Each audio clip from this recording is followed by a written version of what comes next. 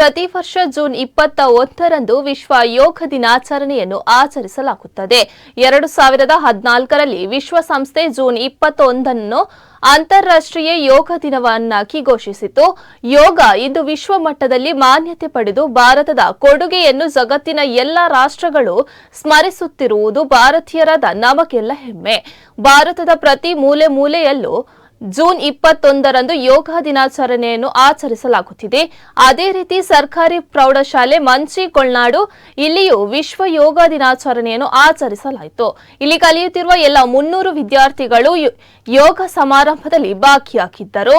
ಶಾಲೆಯ ದೈಹಿಕ ಶಿಕ್ಷಣ ಶಿಕ್ಷಕಿ ಶ್ರೀಮತಿ ವಿನೋದ ಎನ್ ಇವರ ಮಾರ್ಗದರ್ಶನದಲ್ಲಿ ವಿದ್ಯಾರ್ಥಿಗಳು ಸರಳ ವ್ಯಾಯಾಮ, ಸೂರ್ಯ ನಮಸ್ಕಾರ, ಯೋಗಾಸನದ ಕೆಲವು ಭಂಗಿಗಳನ್ನು ಮಾಡಿ ತೋರಿಸಿದ್ರು.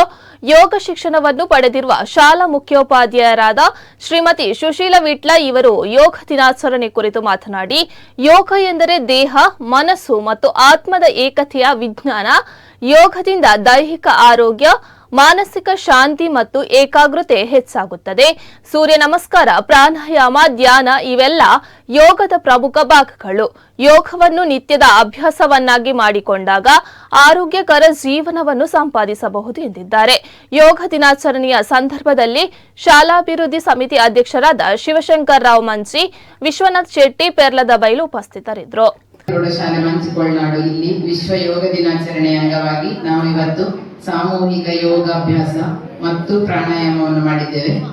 ಯೋಗಾಸನದಲ್ಲಿ ಯೋಗಾಸನ ಅಂದ್ರೆ ಅಷ್ಟಾಂಗ ಯೋಗ, ಯಮ, ನಿಯಮ, ಆಸನ, ಪ್ರಾಣಾಯಾಮ, ಪ್ರತ್ಯಾಹಾರ, ಧಾರಣ, ಧ್ಯಾನ, ಸಮಾಧಿ ಅಂತ 8 ಅಂಗಗಳಿದೆ. ಅದರಲ್ಲಿ ನಾವು ಇವತ್ತು ಮುಖ್ಯವಾಗಿ ಮಾಡಿರುವಂಥದ್ದು ಆಸನಗಳ ಅಭ್ಯಾಸ ಮತ್ತೆ ಪ್ರಾಣಾಯಾಮದ ಅಭ್ಯಾಸ. ಆಸನಗಳನ್ನು ಮಾಡುವುದರಿಂದ ನಮಗೆ ನಮ್ಮ ದೇಹ ಮತ್ತು ಮನಸ್ಸಿಗೆ ಆಲೋಚನೆ ಮತ್ತು ನಾವು ಏನು ಮಾಡ್ತಿದ್ದೇವೆ ಅದಕ್ಕೆ ನಮಗೆ ಒಂದು ಸಂಬಂಧ ಸಿಗ್ತದೆ ಒಟ್ಟಿಗೆ ಮಾಡಲಿಕ್ಕೆ. ಪ್ರಾಣಾಯಾಮ ಮಾಡುವುದರಿಂದ ನಮಗೆ ನಮ್ಮ ಮೆದುಳಿಗೆ ಉತ್ತಮ ರೀತಿಯಲ್ಲಿ ಒಂದು ವ್ಯಾಯಾಮ ಸಿಗ್ತದೆ.